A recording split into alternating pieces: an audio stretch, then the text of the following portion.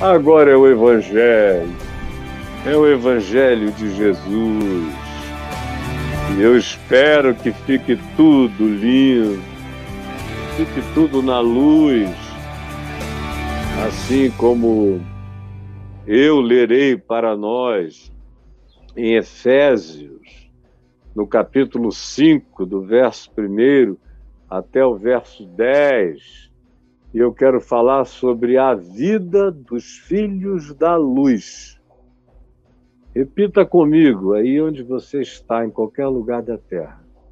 A vida dos filhos da luz. A pessoa fica dizendo, não, eu agora sou luz do mundo. E eu pergunto, por quê? Por que que você acha que você é luz do mundo? E a maioria dá aquela resposta patética.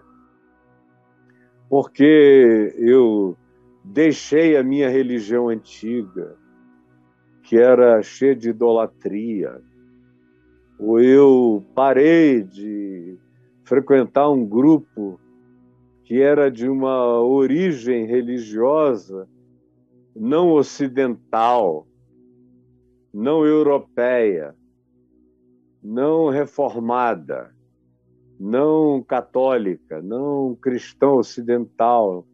Eu deixei aquela coisa outra e agora eu estou nessa, aonde o nome de Jesus é repetido toda hora. Eu fui batizado, eu dou o dízimo, tudo isso aqui, essa bobajada toda que eu repito toda hora, porque a cabeça do pessoal sofreu lavagem cerebral. Aí a gente só tira esse lixo todo dia removendo um pouco, porque você tira, é como alagamento em Petrópolis. Semana que vem, se der uma chuva, volta tudo de novo. Tem que limpar e tem que fazer obra estrutural, que eles não fazem lá, mas eu tento fazer aqui, na mente, no raciocínio das pessoas. Aí o cara fica pensando que ele é sal da terra agora porque ele frequenta um lugar de culto e que ele é luz do mundo porque ele canta com a mão para o alto.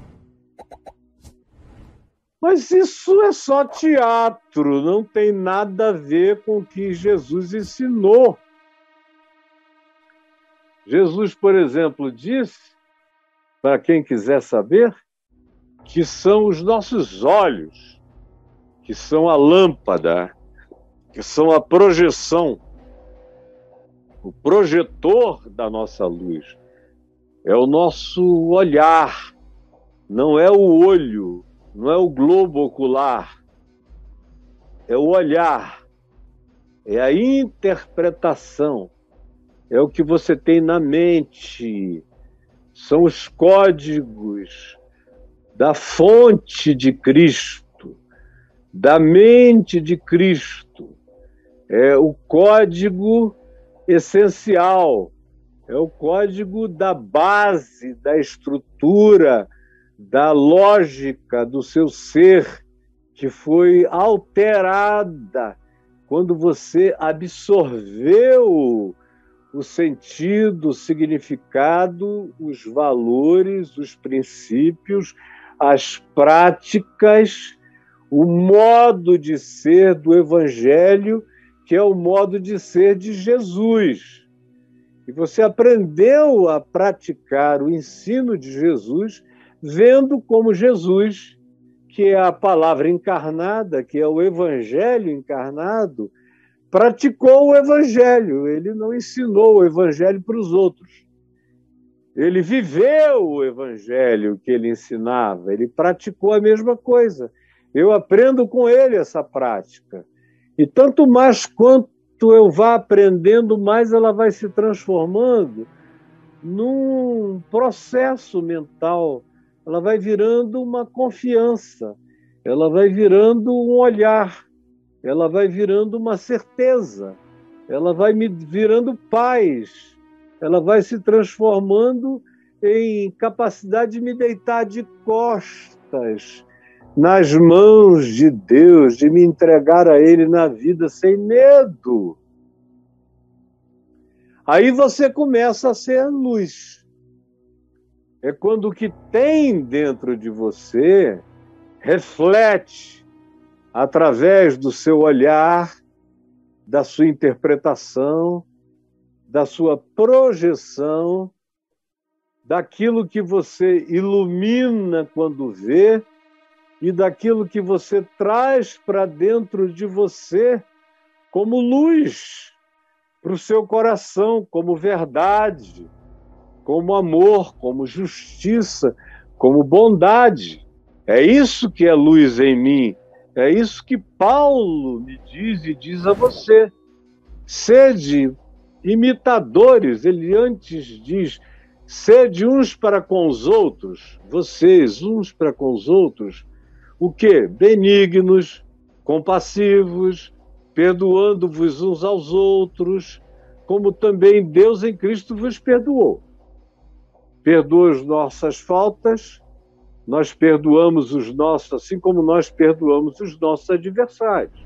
Assim como Deus em Cristo vos perdoou, assim também perdoai vós, uns aos outros. Você quer o perdão de Cristo? Dê perdão aos outros.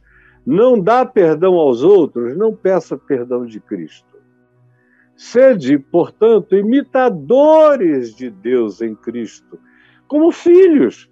Reflitam o caráter do Pai de vocês. Quem é o Pai de vocês? É o Pai de Jesus Cristo ou é o diabo que é o vosso Pai? Quem é o Pai de vocês? E andai em amor, porque o caminho do Pai, que é amor, é o meu caminho, porque Deus é amor, aquele que ama é nascido de Deus, procede de Deus, vem de Deus, é filho de Deus, porque Deus é amor. Quem não ama pode recitar a Bíblia inteira, o dia inteiro, gritar, ficar de joelho, fazer calo no joelho. Se não amar, nada disso aproveitará para coisa alguma.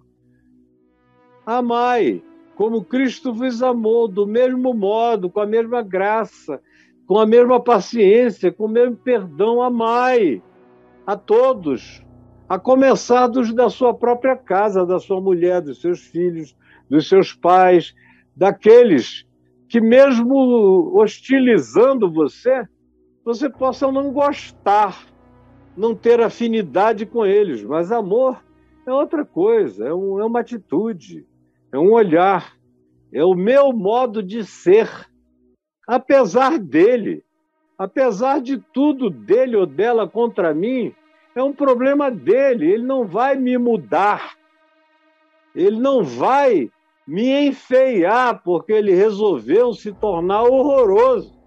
Eu vou continuar a carregar a beleza de Cristo em mim. O mesmo amor com o qual ele me amou, eu sou chamado a refletir. E é um amor sacrificial, que carrega renúncia, que se entrega. Amou e se entregou. Amou e se entregou. Um amor que não se entrega não é amor. Ele amou e se deu a si mesmo, por nós, apesar de nós, que somos essas coisas estranhas, ambivalentes, polivalentes, esquisitas, adoecidas, idiosincráticas. Ele amou e se entregou. E se entregou como uma oferta, como um sacrifício de propiciação, de cobertura, de intercessão, dizendo: Pai, eles não sabem o que fazem, eles vivem na cegueira, na escuridão. Eu estou pedindo por eles, tem compaixão. E eu não vou me deixar influenciar por eles, porque foi o pedido do malfeitor ruim. Desce da cruz, salva-te a ti mesmo e a nós também. Ou seja, desce o pau nessa cambada. Se tu és o Filho de Deus. E Jesus disse: que é isso, meu filho? Amou e se entregou, e se ofereceu como um sacrifício de perdão. É assim que vocês têm que viver. No entanto, Paulo diz no verso 3, a falta de pudor, o escracho que é a impudicícia, a bunda na janela, o escracho, essa existência sem nenhum trato, sem nenhuma gentileza, grossa, estúpida, doida, maligna, cheia de descuido para com a existência do próximo e toda sorte de impureza, de sacanagem, de maldade, de insinuação perversa, de dubiedade para com as pessoas, ou a cobiça, o desejo pelo que é do outro, mulher do outro, os bens do outro, o salário do outro, o emprego do outro, a inteligência do outro, a posição do outro, a cobiça. Nem sequer apareça no meio de vocês. Porque quem quer que viva de cobiça em cobiça, jamais viverá a vida de um santo de Deus, de uma pessoa de Deus, de um filho de Deus. Você que anda aí de desejos, de frustrações, dizendo que só vai ser feliz quando tiver a mesma coisa que os outros têm, que compete, que quer mais, que quer ter igual, que quer ultrapassar, desista de ser discípulo de Jesus, porque não vai rolar, minha filha, meu filho. E Paulo prossegue e diz: nem tampouco haja entre vocês essa boca imunda, esse espírito torpe, que só sabe descredenciar, só sabe avacalhar, só sabe tratar o outro na base da pior desconstrução, que é aquela conversação que entorpece os sentidos, que tira a lucidez, que só fala perversidades, que só recorre ao que de pior possa existir nos outros, que tem prazer nas desconstruções de caráter, na conversação que desmonta o ser do outro, nessa conversação torpe, que anestesia os sentimentos humanos, vai fazendo você perder a sensibilidade, a compaixão, a misericórdia. Tampouco façam uso de palavras vãs, frívolas, que não tem nada a ver com a verdade, mas você fala porque deu vontade de falar. Jogou aquela porcaria ali porque da tua boca só procede coisa vã, coisa vazia. Você tem alegria em falar só bobagem, bobagem, bobagem, bobagem. É pago para falar bobagem, é remunerado pela bobagem. A sua identidade e a idiotice se transformaram numa coisa só. Ou as chocarrices. É aquela pessoa que existe para fazer pouco. Existe para provocar da pior maneira possível o outro, para não dar paz.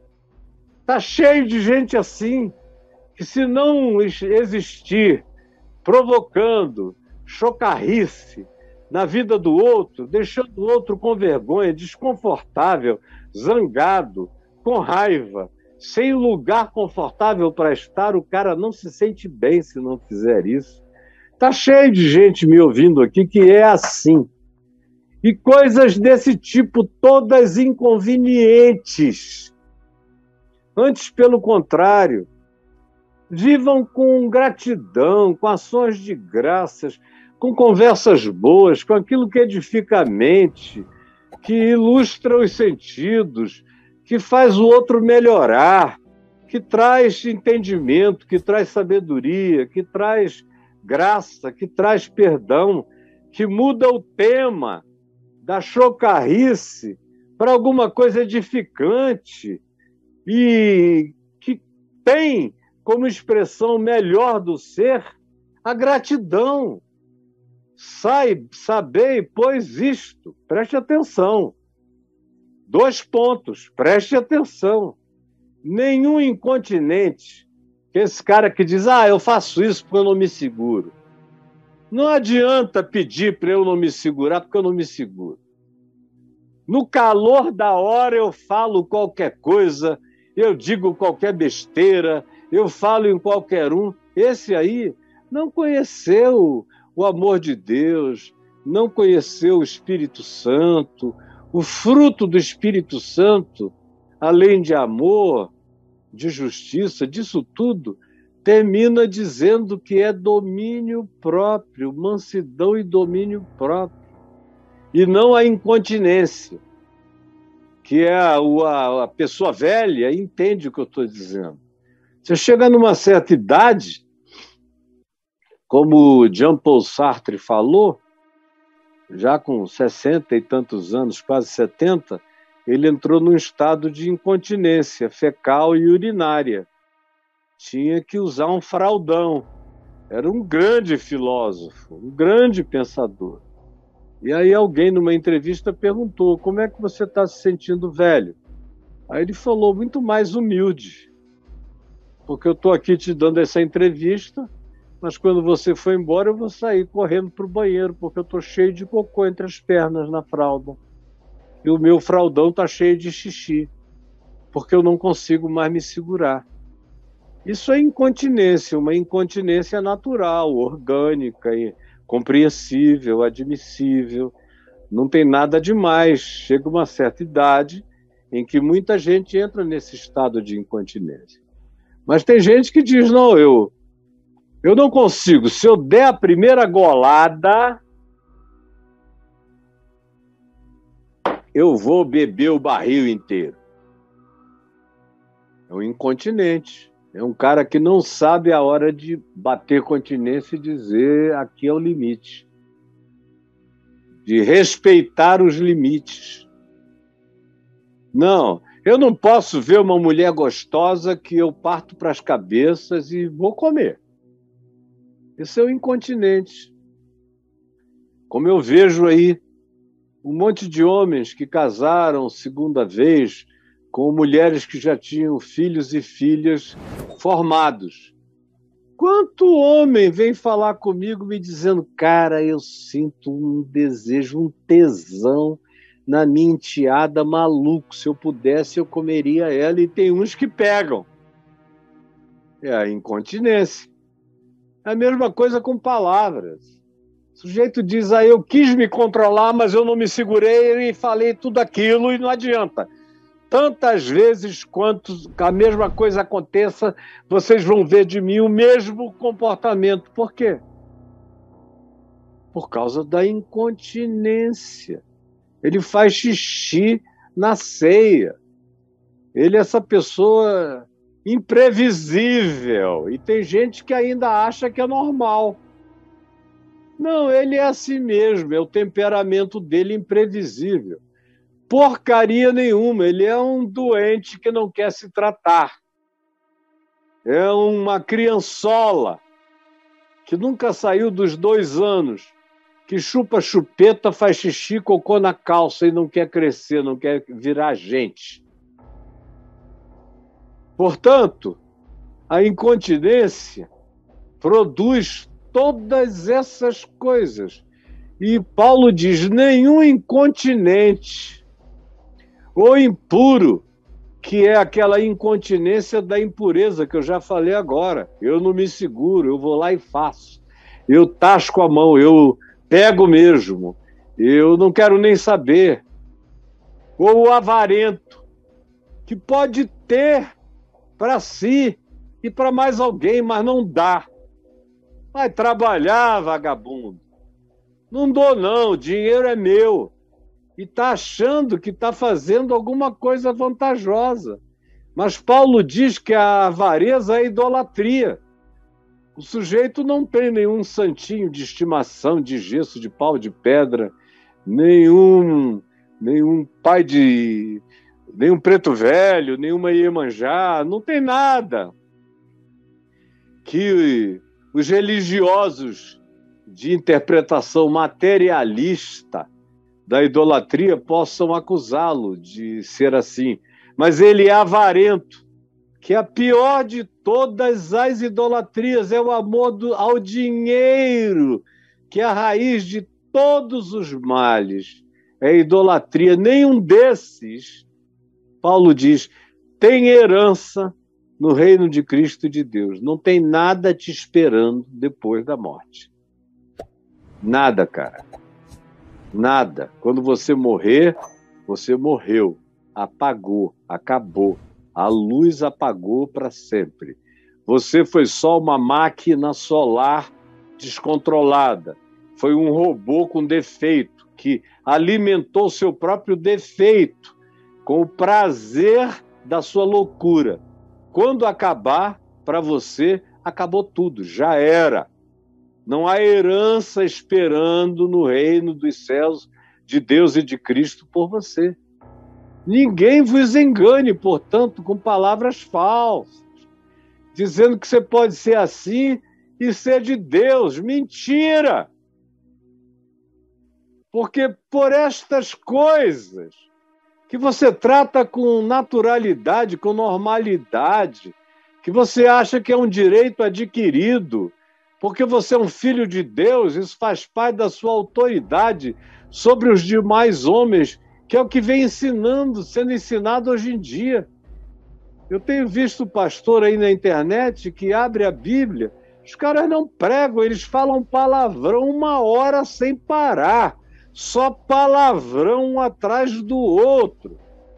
Um bicho desse, quando morre, só morreu, não vai para lugar nenhum, não tem herança no reino de Cristo e de Deus.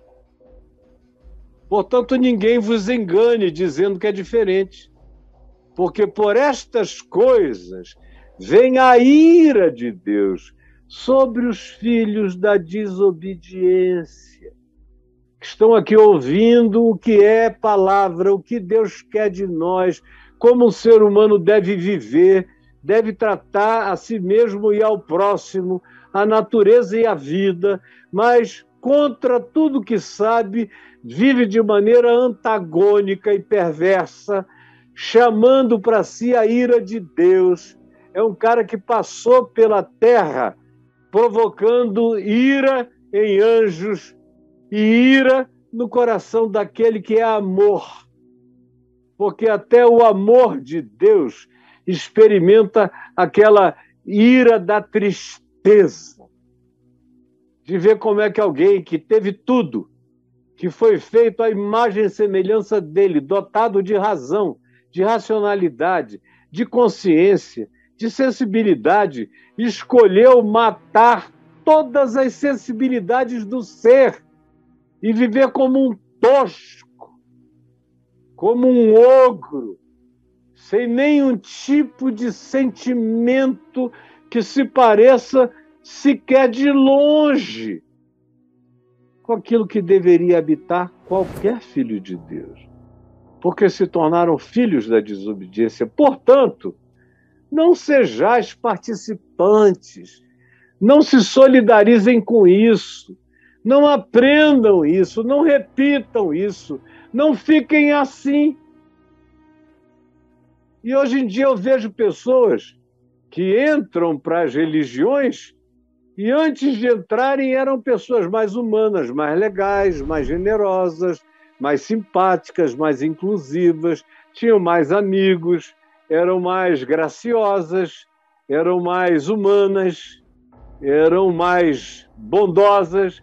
Aí entram, depois de um tempo estão perversas, fechadas, julgando todo mundo, mandando todo mundo para o inferno, com ódio de pessoas diferentes.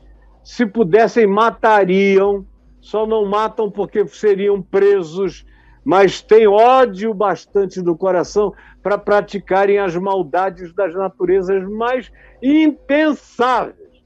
Paulo diz, não participem, não se congreguem com essa gente, nem atendam esse espírito, nem ofereçam os seus ouvidos para serem alimentados por essas coisas loucas e vãs. Pois outrora no pior tempo da vida de vocês, quando alguns de vocês aqui de Éfeso viviam nos puteiros, porque Éfeso era uma cidade de muita mulher bonita e de muita prostituição. Você anda por lá até hoje, do lado da biblioteca de Celso, você vê um puteiro bonito, com colunas, com elegância, com saunas, com todo mundo. Na frente ficava a prefeitura. Todo o pessoal, os prefeitos, os chamados vereadores da época daquela sociedade, atravessavam a rua, que é uma rua de 5 metros, e entravam direto na sauna e no puteiro com aquelas mulheres maravilhosas. Se tem até propaganda até hoje lá. Parece assim uma bunda bonita e aquela seta procurando, aí tem a seta indicando. Antes de você chegar ali na prefeitura e na biblioteca de Celso, lá em cima, na entrada de Éfeso, tem mais puteiros, mais casas de prostituição. Tinha de tudo ali, como também cultos a todo tipo de divindade. Tinha invocação de espíritos malignos, como a gente lê em Atos dos Apóstolos. E Paulo diz, quando vocês, no passado, eram treva, viviam assim, desse jeito, descrito anteriormente, porque era assim que vocês viviam, a vida de vocês era horrorosa. Vocês eram treva. Porém, agora, se vocês de fato são de Cristo, se vocês de fato abraçaram e se deixaram penetrar pelo Evangelho, vocês se transformaram em luz no Senhor. Em luz no Senhor. Mas não é porque foram para o culto, foram batizados e deram dízimo. É porque deixaram a amargura, a cólera, a gritaria maluca, as blasfêmias uns contra os outros, as malícias, e adotaram um outro estilo de vida, de benignidade, compassividade, perdão, misericórdia. Se tornaram imitadores do caráter de Deus, andando em amor, se oferecendo com paciência em favor daqueles que ainda não entenderam, que deixaram de lado a falta de pudor, deixaram de lado a impureza, aquela mente que só pensa no que em público não se pode confessar, ou a cobiça, que deseja tudo, que compete por tudo, que deixaram essas coisas que não devem fazer parte da vida de quem quer ser luz. Deixaram a conversação perversa, as palavras vãs, deixaram a chocarrice, o sarcasmo provocador que não deixa ninguém em paz. Ao contrário, encheram a vida de gratidão, de bondade, que entenderam que gente que vive assim e que, além de tudo, ainda é dura de coração, avarenta, que sofre a idolatria de cultuarem o que é apenas o seu próprio umbigo, sem nenhuma generosidade de socorro para com ninguém. Esses aí, ninguém se engane, continua a ser treva. Não é luz no Senhor de jeito nenhum, porque não anda como um filho da luz. Não anda como um filho da luz. Não anda. Você quer ser luz? Tem que andar como um filho da luz. E aí não é uma questão de doutrina. O evangelho é existencial. Portanto, é algo que brota na gente, como Jesus diz. Procede do coração. Tanto o mal quanto o bem. Tanto as fontes da morte quanto as fontes da vida. Saem da construção do meu pensamento, dos meus sentimentos, das minhas emoções. Não adianta eu tentar botar o meu pensamento numa direção se eles estão desalinhados dos meus sentimentos, das minhas emoções e, portanto, do meu caráter.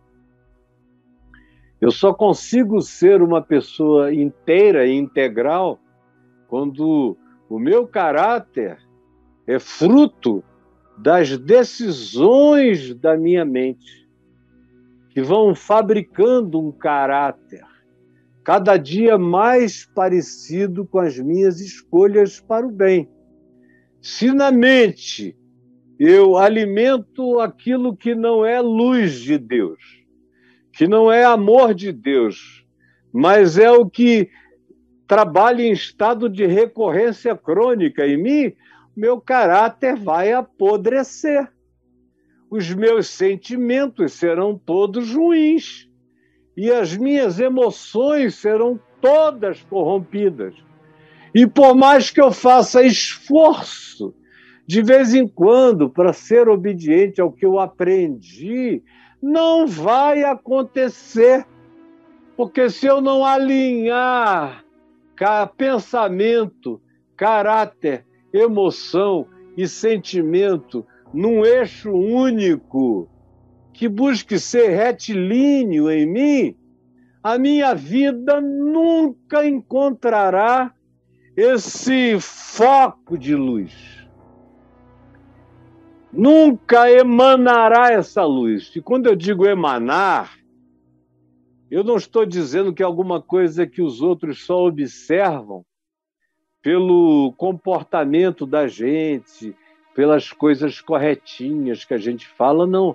Quando a gente vive isso, quando a gente é essa luz, quando nós estamos habitados por esses pensamentos que formam esse caráter, que determinam nossos sentimentos e emoções novos,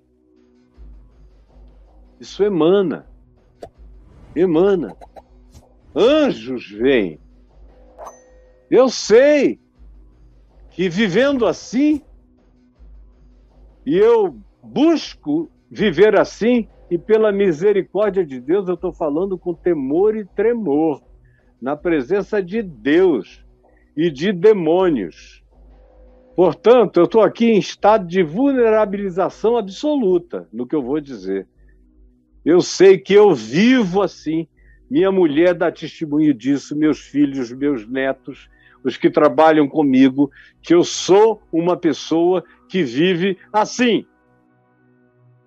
Que acorda assim, que dorme assim, que sofre assim, que sofre assim, que ama assim, que perdoa assim.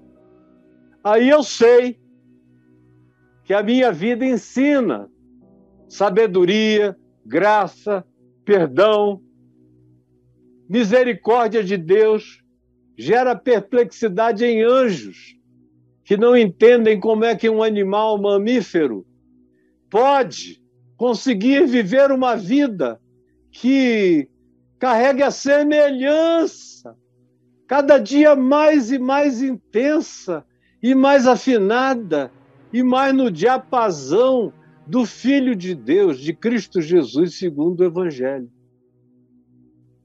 É perplexidade para anjos, é choque para demônios, e é oferta suave de culto a Deus. E os seres humanos também sentem. Até as araras sentem. Os passarinhos sentem. Os gatos sentem, os cães sentem. Todo mundo sente. Você planta uma planta, a planta sabe, ela cresce. Aí alguém diz, fulano tem a mão verde. Não, amou. Olha para aquilo com carinho. Quando eu vou plantar uma planta, eu faço uma oração, desejando que o melhor dela brote dali. Que ela seja esplendorosa, gloriosa, graciosa. E se eu dei para alguém plantar, eu peço planta com todo amor, para vingar. E se eu só posso ir depois que foi plantado, eu chego lá um dia depois ou 2 dias depois. Minha mulher sabe disso, a gente passa a mão na bichinha e diz, olha, você está na sua casa, vai ter tudo de bom para você, cresça e dê fruto. E seja generosa, porque a terra o será, e nós te abençoamos, em nome do nosso Pai, que é o teu Criador. Aí tem gente que diz, isso é conversa de idiota. Aleluia, eu quero viver e morrer nessa idiotice, porque eu quero andar como um filho da luz. Aí todo mundo vê. Eu não preciso sair andando dizendo o sangue de Jesus tem poder, o sangue de Jesus tem poder, o sangue de Jesus tem poder. Está amarrado em nome de Jesus. Quem anda comigo nunca me ouviu falar isso. Eu não preciso falar isso, eu sou luz. Os espíritos malignos saem correndo se eu for chegando. Como eu vi desde jovem, desde o primeiro mês de convertido, quando eu fui levado para expulsar um demônio de uma moça que veio do interior do Amazonas, que não sabia nem ler nem escrever, forte, uma cabocla poderosa. E eu desci ali, era praticamente meu primeiro encontro real, sozinho com o endemoninhado. Meu pai estava vindo, mas muito atrás, por causa da muleta dele, era um caminho liso. E eu, naquela avidez da juventude, saí correndo, tá. Quando eu entrei na casa, eu ouvi aquela voz da mulher, porém uma voz gutural, grossa, dizendo, desgraçado, tu eras meu, eu te conheci no Rio de Janeiro. Tu eras meu e eu te perdi, desgraçado. E eu não tinha nem entrado, ela já estava gritando. Quando eu entrei, ela botou a mão nos olhos. Como eu vi uma quantidade enorme de endemoninhados botando a mão nos olhos, botando o travesseiro na cara, dizendo, não olha para mim porque a tua luz me queima. Porque você vira uma luz no Senhor. E aí, qual é o fruto da luz? Qual é o fruto da luz? É 7 horas de cântico por semana? Em algum lugar? Não, é essa vida que está proposta aqui. Porque o fruto da luz, a luz dá fruto. Quem é filho da luz, manifesta o fruto da luz. No que consiste a frutuosidade da luz em mim, em você, em qualquer pessoa? Presta atenção, porque o fruto da luz, preste atenção, o fruto da luz consiste em toda bondade. Em toda bondade. Gente que é filha da luz, que anda na luz, que espanta as trevas na vida sem abrir a boca, é aquele que anda em bondade, que não elucubra a maldade, que não fica alimentando invejas. Meu Deus, ela teve uma oportunidade que eu queria ter, não eu. Eu queria estar no lugar dele. Ou eu queria ter as oportunidades que ela tem, que eu não tenho. Eu queria ter encontrado o homem que ela encontrou e eu não encontrei. Eu queria ter a família que ela tem e eu não tenho. Eu queria ter o emprego que ele tem, as chances que ele tem, os alcances que ele tem e eu não tenho. A luz não é assim. E se o cara diz que é filho da luz, mas vive olhando para o lado e se comparando, se não há nele aquela bondade feliz que se alegra com os que se alegram e chora com os que choram, esse indivíduo não manifesta o fruto da luz, que se manifesta em primeiro lugar como bondade. E não tem nada que caracterize mais a bondade do que ser capaz de se alegrar com os que se alegram. Celebrar o sucesso dos outros e chorar com os que choram. Se solidarizar com a dor dos outros. Isso é uma expressão suprema de bondade. E é uma marca, uma condição sine qua non para que alguma bondade seja reconhecida no coração de uma pessoa. Bondade e justiça.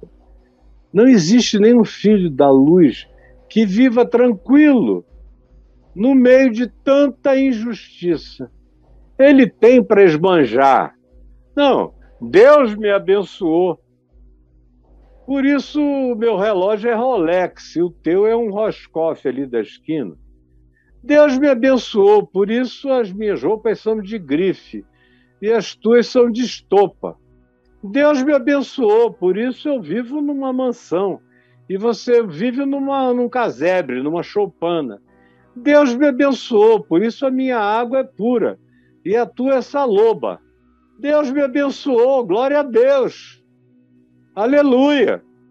Você, meu filho, saia da maldição da sua vida. Mas você mesmo não se vê como um filho da luz que expressa justiça. E no que depender de você, faz a vida de quem você possa fazer, no âmbito do alcance da sua mão, dos seus olhos, melhorar. Não existe luz nenhuma em você. Se você só olha para dentro da sua casa, se você não olha para o lado, se você não se solidariza com ninguém, se você não acha que a justiça é uma obrigação do seu caráter como filho de Deus, não é filho da luz. Eu não vou dizer filho do que você é, mas da luz não é. Porque o fruto da luz consiste em toda bondade e em toda justiça. Isso é uma coisa maravilhosa, simples, simples, simples. Antes vocês eram assim, trevas, mas agora vocês são filhos da luz. E a frutuosidade da luz consiste em toda bondade, justiça e verdade.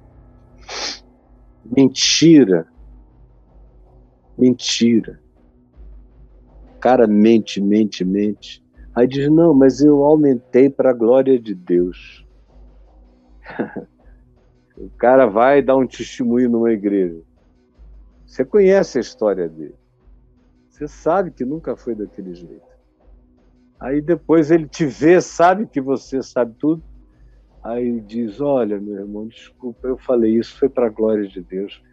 Porque depois você viu, fiz um apelo, foi tanta gente à frente. Eu digo, você acha que o Senhor abençoa a tua mentira, né? Foram só essas pessoinhas aqui que não sabem a verdade que foram lá. Por emoção, por engano. Mas se você tivesse falado a verdade, o poder transformador seria muito maior, mesmo que a verdade fosse contra você. Mas não, o pessoal encontra todas as máscaras e fantasias para com ela encobrirem a mentira.